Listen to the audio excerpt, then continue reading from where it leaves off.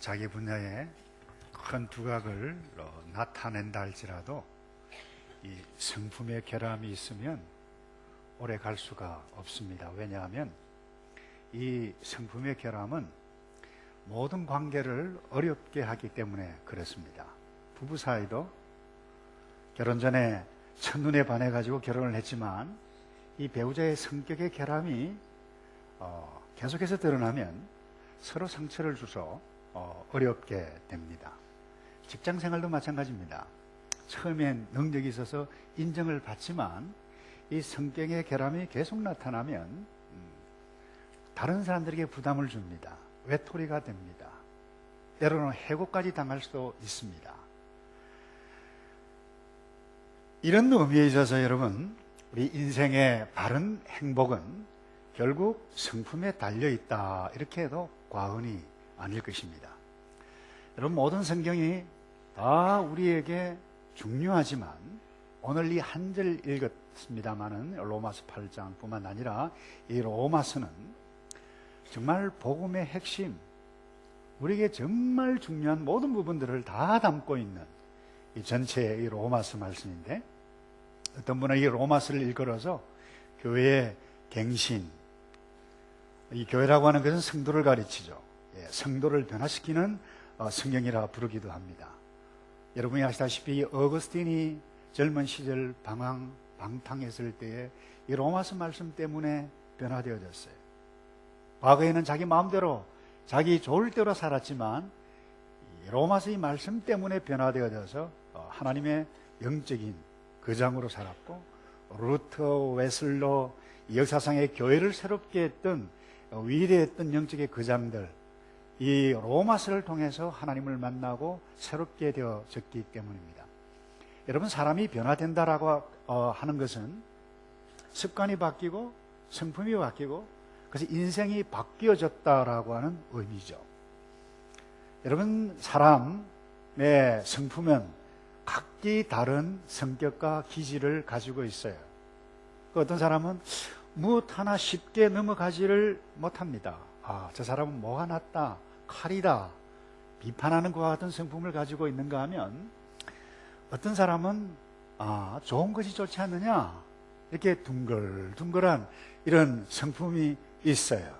그런가 하면 어떤 일을 신속하게 명확하게 이렇게 처리하는 성품이 있는가 하면, 기다리고 또 기다리다가 이렇게 하는 우유부단한 성품이 있어요.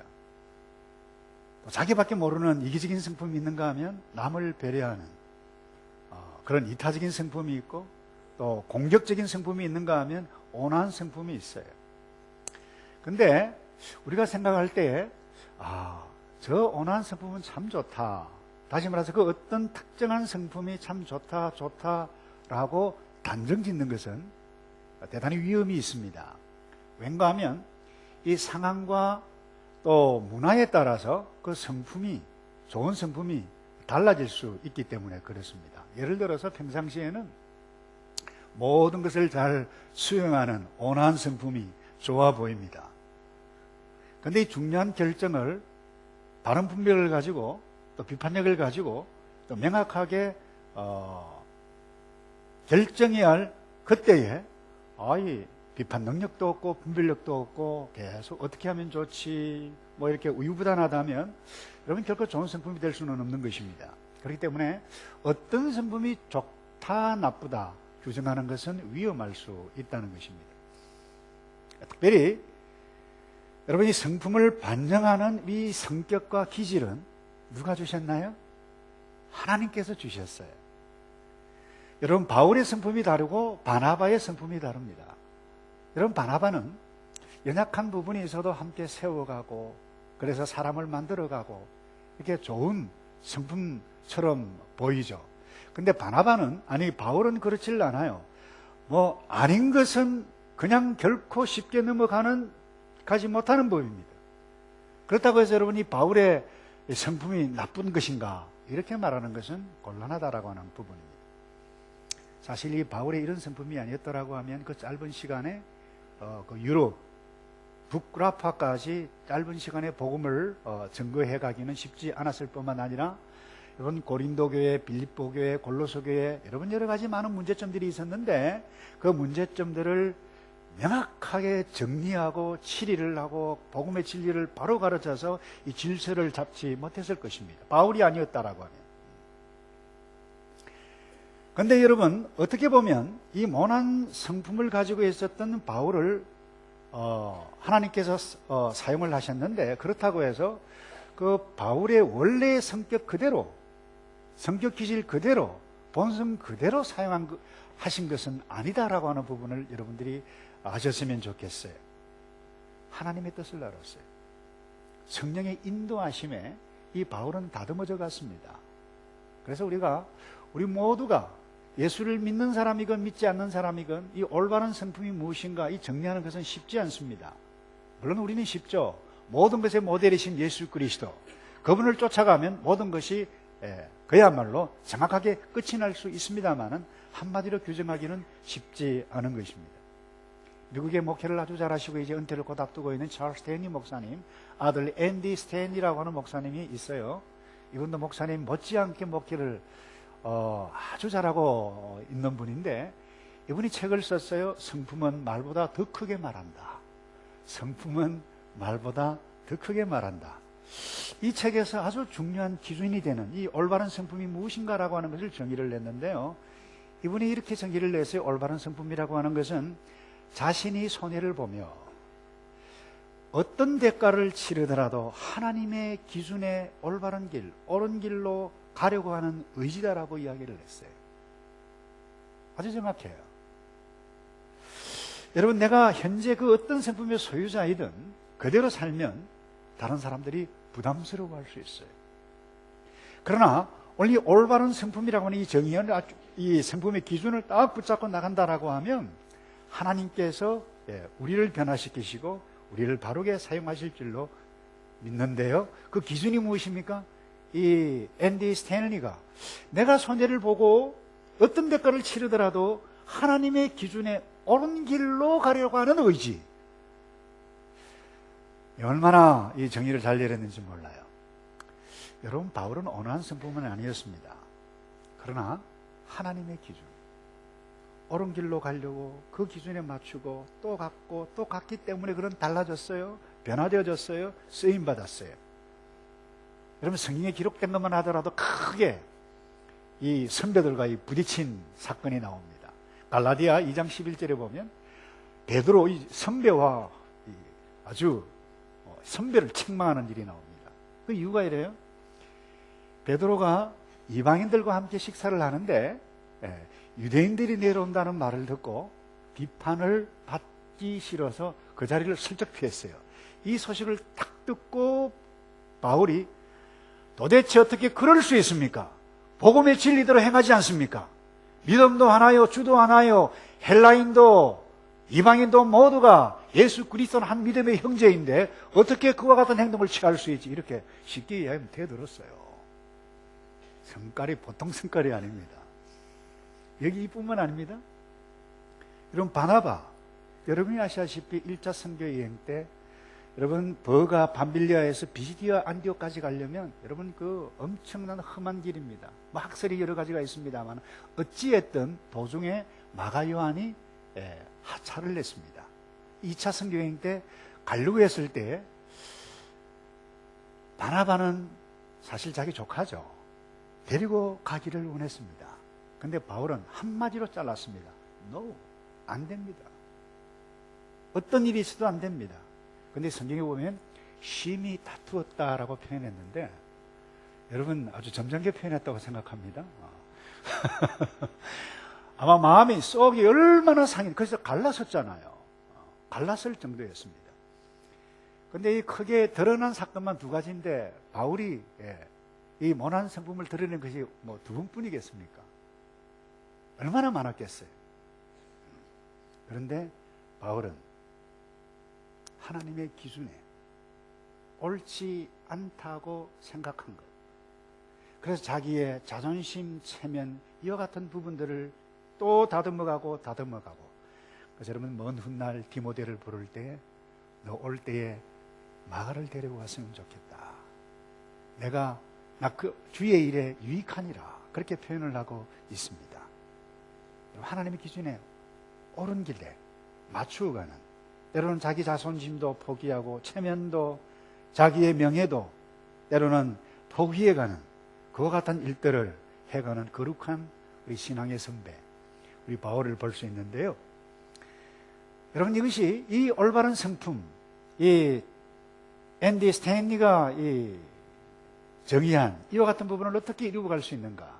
사실 오늘 로마서 한 절 읽었지만 로마서 8장 전체를 통해서 우리에게 이 성품을 얻을 수 있는 중요한 기준, 잣대, 시금석을 우리에게 보여준다고 믿는데요. 우리 올바른 성품을 확실히 해가기 위해서 중요한 것은 내가 왜 구원을 받았지? 구원의 목적을 바로 알아야만 합니다. 오늘 말씀 한번 보실까요? 하나님이 미리 아신 자들로 또한 그 아들의 형상을 본받게 하기 위하여 미리 정하셨으니 이는 그로 많은 형제 중에서 맏아들이 되게 하려 하심이니라. 계획판에는 그렇게 기록이 되어져 있는데요.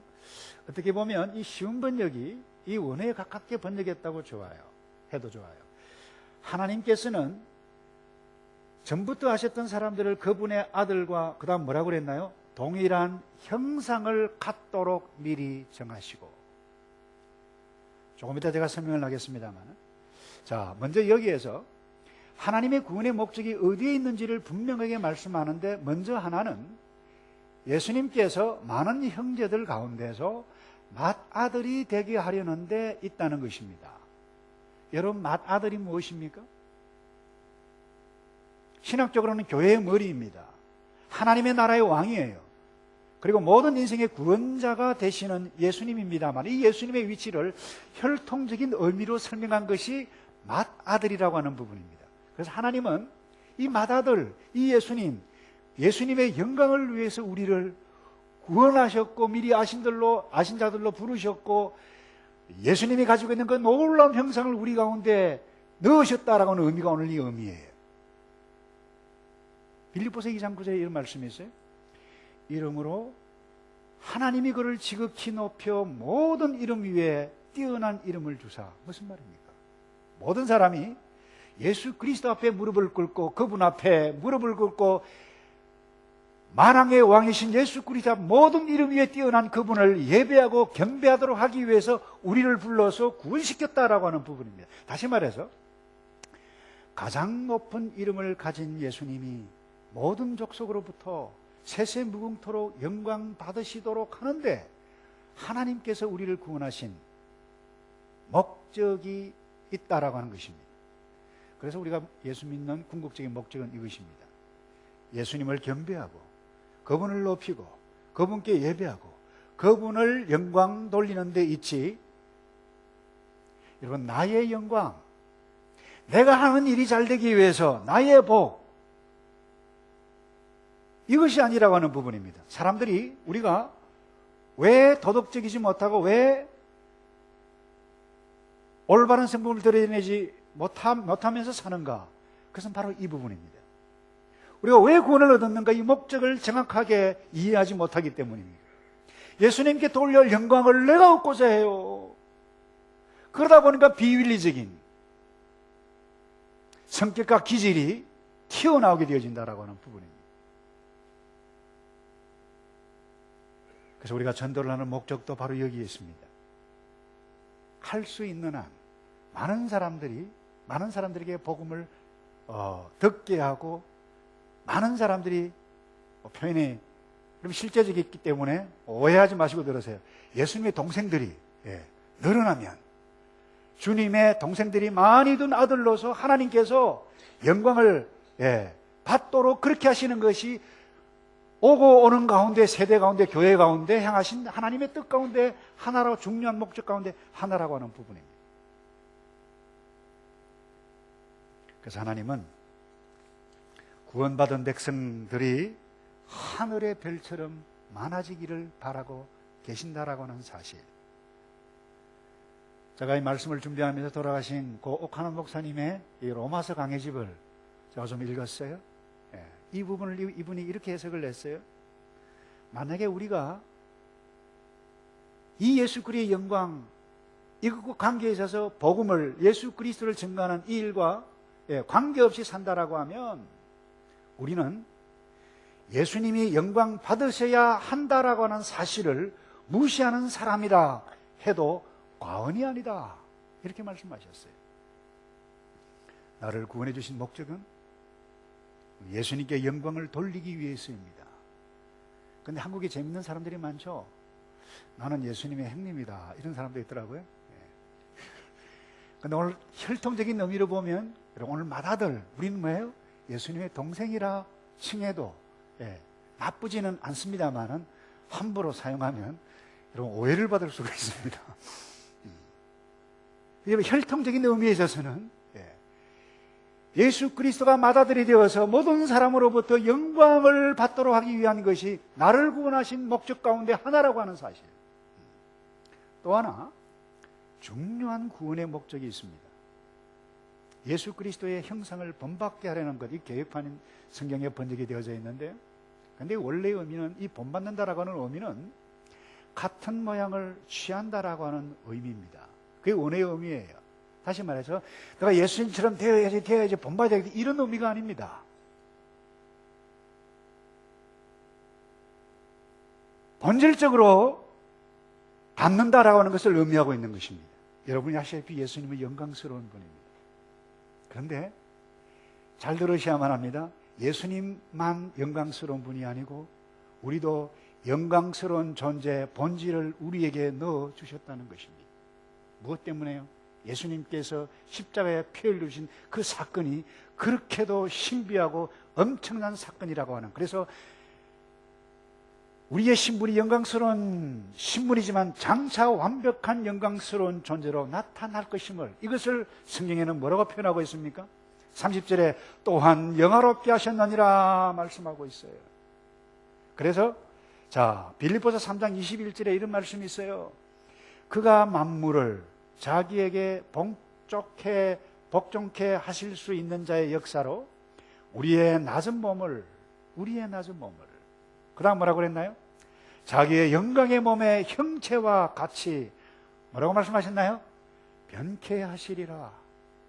그분의 형상을 그대로 우리에게 받는 것을 의미하고 있습니다. 이 말은 그분 속에 있는 것이 바로 나의 것이 된다라고 하는 것입니다. 놀라운 일입니다. 신비스러운 일입니다. 계속해서 로마서 8장 예수님의 형상을 본받는다라고 하는 의미를 여러 가지로 표현하고 있는데요. 17절에는 함께 영광을 받기 위하여, 23절에는 이렇게 표현하고 있습니다. 양자 될 것, 곧 우리 몸의 구속을 기다리니라. 여기 이 몸의 구속이라는 의미가 뭡니까? 예수님의 형상을 담는 것, 얻는 것, 받는다라고 하는 의미라고 하는 부분입니다. 그리고는 30절 끝부분에 제가 조금 전에 말씀드렸죠. 또한 영화롭게 하셨느니라고 말씀하고 있어요. 이 모든 것이 우리를 구원하셨던 목적입니다. 여러분 놀랍지 않아요? 이거 얼마나 황홀해요, 여러분.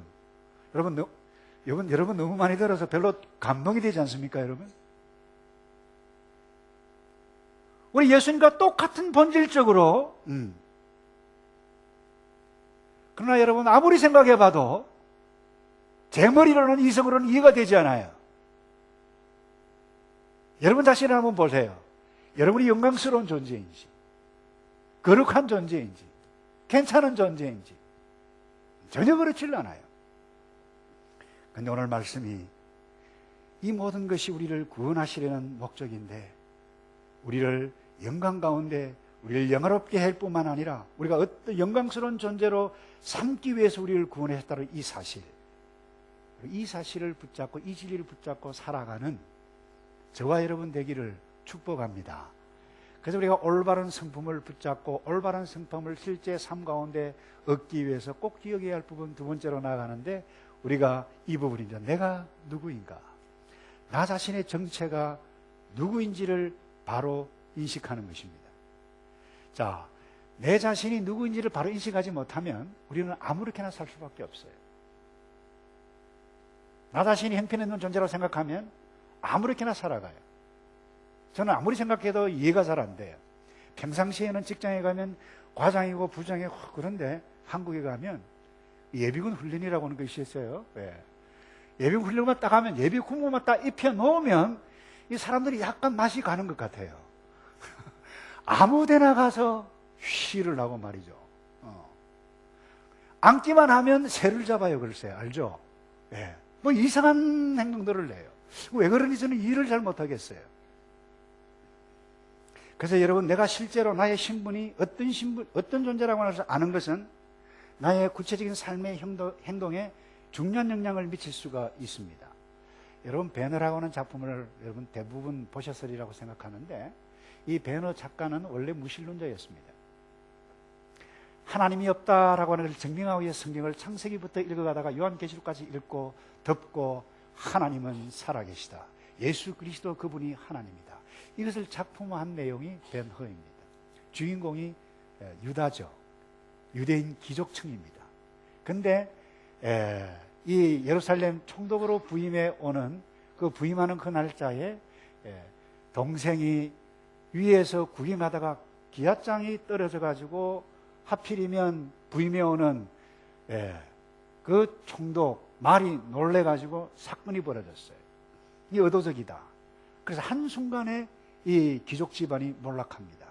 이 주인공은 제수뿐만 아니라 노예로 전락합니다. 해군 전투군에 노를 젓고, 그것도 전쟁이 나면 도망가지 못하도록 이 쇠고랑을 찹니다. 근데 사령관이 지나가면서 이 유다를 보고, 저 녀석은 풀어줘라. 그래서 전쟁이 붙었는데 이 사령관이 타고 있는 배가 풍지박산이 나버립니다. 그런데 이 주인공 유다가 구합니다. 근데 자살을 하려고 그래요. 이 사령관이 막아요. 왜 자살을 하려고 그래요? 나는 패배한 장수다, 나는 실패자다, 나는 로마 백성들로부터 어떻게 설 수 있느냐. 근데 객관적으로는 어때요? 대승리를 한 거예요. 그래, 배들이 막 나타나는데 보니까 자기의 부하들이, 배들이 기다리고 딱 서니까 경례를 하면서 큰 승리를 한 것을 축하드립니다. 여러분, 만약에 한번 생각해 보세요. 자기 스스로는 주관적으로는 패배한 장수라고 생각했는데, 그래서 목숨을 끊었다고 생각해 보십시다. 얼마나 어리석고 얼마나 비극적인 일이겠습니까? 자기 자신의 성량, 자기 자신을 보고, 자기 자신의 현상을 보고, 상황을 보고, 난 실패했어, 난 패배자야, 난 패배자야, 그러면 파괴적인, 그건 주관적인 생각이에요. 그건 옳지 않은 생각이었습니다. 자신의 군대가 대승을 했고 승리자였는데 패배자로 잘못 생각했다는 것입니다. 저는 이 장면을 기억하면서 우리 예수 믿는 사람들이 영광스러운 존재, 모든 승리를 다 이뤄놓은 예수 그리스도 승리의 군대에 속한 승리의 대열에 있는 사람들인데, 나 자신을 보고 나의 주관적으로 그 어제의 실수, 현재의 실패 때문에 난 패배자야, 실패자로 생각할 수가 있죠. 그러나 그것은 잘못된 생각입니다. 영원한 승리를 거둔 예수 그리스도의 군대, 거기에 속한 사람인 줄로 믿으시기를 축복합니다. 그래서 지금은 자신의 성품이 형편없고 그래요. 설교를 하고 있는 저 역시 봐도 그래요. 예수가 아니었다라고 하면, 지금도 마찬가지 나이가 50이 넘어서 60을 향해서 달려가고 있지만, 나 자신의 성품에 대해서 고민을 하고 있어요. 그러나 여러분, 내가 어떤 존재인가? 내가 어떤 신분에 있는가? 아니, 예수 안에 있는 나의 신분이 도대체 어떤 존재가, 아니, 내가 누구인가? 여러분, 내가 누굽니까? 내가 저와 여러분이 예수를 믿으면, 여러분이 인식하든 하지 않았든 하나님의 위대한 약속이 뭐예요? 성령이 우리 가운데 거하고 예수와 함께 영광 가운데 거할 자. 로마서 8장 14절 이렇게 말씀하고 있어요. 무릇 하나님의 영으로 인도함을 받는 그들은 곧 하나님의 뭐라고요? 아들, 하나님의 자녀, 하나님의 백성이라고요. 여러분, 성령을 모셨기 때문에 하나님의 가문이 양자가 된 것입니다. 이뿐만 아닙니다. 에베소서 2장 5절에 허물로 죽은 우리를 그리스도 예수와 함께 살리셨고 너희가 구원을 은혜로 구원을 얻은 것이라고 되어져 있는데, 여러분이 정확한 의미는 우리를 예수와 함께 하늘에 이미 앉혀 놓았다라고 하는 의미라고 하는 부분입니다. 우리 이미 이 땅에 있지만, 지금 이 땅에 있지만 우리 이미 하늘에 앉아 있는 자라고 하는 사실입니다.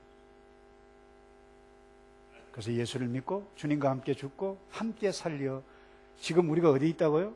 뭐 2부 예배 책상에 아니 의자에 앉아 있지만 한번 따라서 합시다. 하늘에 앉아 있는 사람입니다. 아마 지나간 사람이 돌아오면 쟤들 참 이상한 말 들으란다. 우리가 하늘에 앉아 있다 추락합니다. 근데 우리의 영적인 신분이 그렇게 고귀한 존재라고 하는 사실, 이 정도가 아닙니다. 예수님께서 우리에게 친히 뭐라고 말씀하신 줄 아세요? 성도는 세례 요한보다 더 큰 자이심을 예수님께 친히 말씀하셨어요. 자, 여러분 마태복음 11장 11절을 한번 보시기 바랍니다. 내가 진실로 진실로 너에게 말하노니 여자가 낳은 자 중에 세례 요한보다 큰 이가 일어남이 없도다. 여러분, 이 세상에서 여인의 몸에서 나지 않은 사람 아무도 없습니다. 근데 여인 가운데, 남자 가운데 누가 제일 크다고요? 세례 요한. 그런데 예수님께서 여기서 한 단계 더 나갑니다. 천국에서는 극히 작은 자라도 저보다 크니라. 무슨 이야기입니까? 예수 믿는, 예수님 때문에 어제의 죄는 죽고 새롭게 되어지 영광스러운 존재 하늘에 앉아있는 자 이 땅에서, 그리고 천국의 하나님의 나라는 여러분 죽고 가서가 아니라 이 땅에서 우리가 어떤 존재로 말씀하시고 하는가 하면 이 가장 위대한 세례 요한보다 더 큰 존재, 위대한 존재로 예수님께 친히 말씀하셨어요. 우리의 문제가 무엇입니까? 예수를 믿지 않는 것이 문제입니다. 예수를 믿지 않는다라고 하는 말은 이 진리의 말씀을 믿지 않는다라고 하는 말씀과 동일합니다. 여러분 스스로를 우습게 생각하지 마세요. 한번 따라서 할까요? 나는 세례 요한보다 위대하다. 근데 여기서만 하시기 바랍니다. 바깥에 나가서 나는 세례 요한보다 크다 이러면 여러분이 아침에 일찍 일어나서 기분이 좋지 않고 어떤 일들로 인해서 마음이 좋지 않을 때 거울을 보면서 나는 하늘에 앉은 자입니다. 나는 하나님의 자녀입니다. 나는 세례 요한보다 더 큰 존재로 하나님의 은혜 때문에 된 자입니다.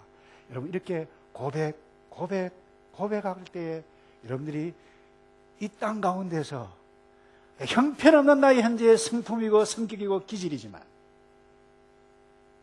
이 진리 때문에 여러분들이 새롭게 일어설 수 있고 성령의 기질로 나아갈 수 있는 위대한 에너지원이 될 줄로 믿습니다. 여러분 우리의 문제가 무엇입니까? 이 진리를 인식하지 않는데 문제가 있다라고 하는 부분입니다. 다시 확인시킬까요? 자, 골로새서 1장 13절을 보세요. 거기 보면 그가 우리를 흑암의 권세에서 건져내사 그의 사랑의 아들의 나라로 뭐라고 그랬나요? 여러분 이 완료형이에요. 한국말도 정확하게 번역했어요. 그의 나라로 옮겨주셨다. 이 황홀한 신분. 근데 무엇이 모자라서 우리가 다른 것을 쳐다볼 수가 있어요. 내가 여러분 지난주도 말씀드린 한 번의 실패는 하나의 사건이지 내가 실패자가 아니라고 말씀을 드렸습니다. 우리가 자아상이 삐뚤면 나 자신을 미워합니다. 나 자신을 싫어합니다. 내가 미워져요. 그럼 내가 미워지면 다른 사람도 미워져요. 잘 사는 것이 꼴보기 싫어요. 모든 사람들, 그것도 가장 가까이 있는 배우자를 힘들게 하고 괴롭게 해요. 그러니까 자아상이 삐뚤어지면 결국 나의 성품이 이그러질 수밖에 없는 것입니다. 그래서 늘 주변 사람들에게 불만거리를 찾아냅니다. 가까이 있는 남편, 아내, 자녀. 그 성경은 명확하게 말씀하는데 이와 같은 생각이 무엇이냐? 육신의 생각이니라. 로마서 8장 7절에서 9절에서 이렇게 말씀하세요. 육신의 생각은 하나님과 원수가 된다. 이는 하나님의 법에 굴복지 아니할 뿐만 아니라 할 수도 없고 육신에 있는 자들은 결코 하나님을 기쁘시게 할 수 없느니라. 그리고 만일 너희 속에 하나님의 영이 거하시면 너희가 육신에 있지 아니하고 영에 있나니 누구든지 그리스도의 영이 없으면 그리스도의 사람이 아니라고 말씀하고 있어요. 그렇기 때문에 내가 누구인지, 난 하나님의 영이, 하나님의 성령이, 우리가 누구입니까? 하나님의 영이 거한 존재, 세례 요한보다 더 위대한 존재, 하늘에 앉아있는 자, 예수님과 같은 영광을 누릴 자. 여러분, 이는 객관적으로 이해를 하셔야 돼요. 여러분, 죄가 하나라도 있는 사람은 천국에 들어갈 수가 없어요. 영화롭게 되지 않은 사람은, 예수님과 동일한 본질, 영화롭게 되지 않은 사람은 새하늘과 새 땅에 들어갈 수가 없어요. 이것을 알도록 오늘 이 말씀을 우리에게 주신 것입니다. 너희가 어떤 존재냐? 어제는 사탄의 밥이 되어져서 너 성격 너 기질 너 마음대로 살았지만 이제는 아니다라고 하는 사실입니다. 그래서 마지막으로요, 성령이 우리 가운데 내주하심을 믿고 인식하고 성령을 환영하고 내 속에 거하신 성령님 감사합니다. 여러분, 성령님의 인도하심을, 여러분, 성령이 내 가운데 내주하심을 믿고 내가 이 믿는 수준에 따라서 여러분의 삶의 양태가 달라질 수 있습니다. 그래서 이미 그리스도를 닮은 생명, 이 신비한 것이 우리에게 있어요. 그러나 이제 그리스도의 형상을 닮아가는 일을 실제로 경험하는 것은 이 땅에서 우리의 노력도 필요합니다. 그렇기 때문에 우리 성령 하나님을 믿어야 돼요. 그리고 신뢰하는 정도에 따라서 저와 여러분의 믿음의 모습, 믿음의 수준이 달라집니다. 그래서 만약 성령을 믿지도 의지하지도 않으면 어떤 일이 일어난 줄 아세요? 성령님께서 탄식하시느니라 말씀했어요. 그래서 성령이 아니라 육신의 생각대로 움직이는 일이 일어나게 됩니다. 성령께서 탄식합니다. 말씀을 맺습니다. 여러분, 하나님께서 저와 여러분을 구원하신 것은 내가 어떤 화려하게 살아가는 것, 어떤 업적을 많이 이루었느냐, 엄밀히 여기에 관심이 없습니다.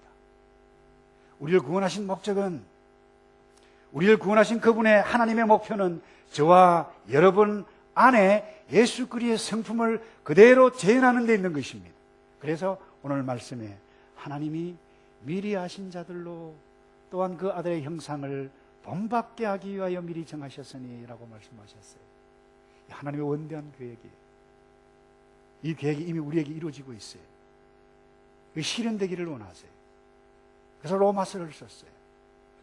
어제는 동성애도 하고 어제는 마음대로 짐승 버릇처럼 살았지만 복음이 우리에게 나타나면 우리 인생의 생각이 달라지고 8장 1절을 보세요. 생명의 성령의 법이 우리 가운데 임해서 그 누구도 결코 정죄하지 못한다. 누가 정죄하느냐? 사랑하는 성도 여러분, 우리는 보통 존재가 아닙니다. 앤디 스탠리가 정의한 올바른 성품 기준 붙잡고 믿음의 공동체 안에서 멋있게 살아 하나님의 영광스러운 자녀의 모습으로 살아가는 저와 여러분 되시기를 축복합니다. 우리 다 같이 말씀을 우리 기억하면서 한번 결단하는 기도할까요? 예수님, 참 나 자신을 잘 알지 않습니까? 그러나 성령님이 내 가운데 거하심을 감사합니다. 세례 요한보다 더 위대한 존재로 이미 신분으로 만들어 주셨는데 그렇게 살지 못했음을 죄송합니다. 일어서겠습니다. 새롭게 살겠습니다. 성령의 사람으로 살겠습니다. 그렇게 결단하는 기도를 우리 함께 하나님 앞에 우리 반응을 보였으면 좋겠습니다. 다 같이 기도할까요? 걸어가신 아버지,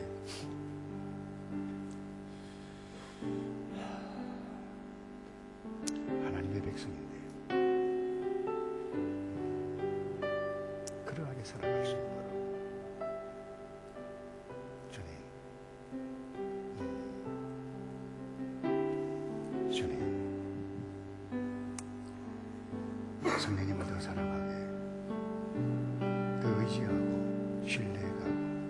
그 어떤 어려움들을 만날지라도 예수 안에서 성령의 열매가 나타나 다른 것 쳐다보지 않고 살아갈 수 있도록 이 백성들을 지켜주시옵소서.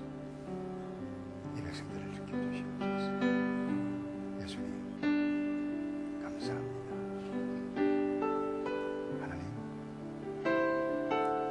용서해 주시옵소서. 주님 감사합니다. 주님 감사합니다.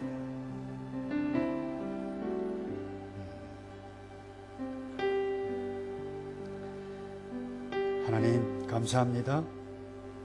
어제 나를 깨고 예수님 때문에 새로운 세계에 들어왔는데 새 피조물인 것을 감사하고 또 감사하고 진리의 말씀과 진리의 영이신 하나님의 영 성령님만 의지하고 살도록 남은 생에 우리를 선하게 인도하여 주시옵소서. 예수 그리스도의 이름으로 기도하옵나이다. 아멘.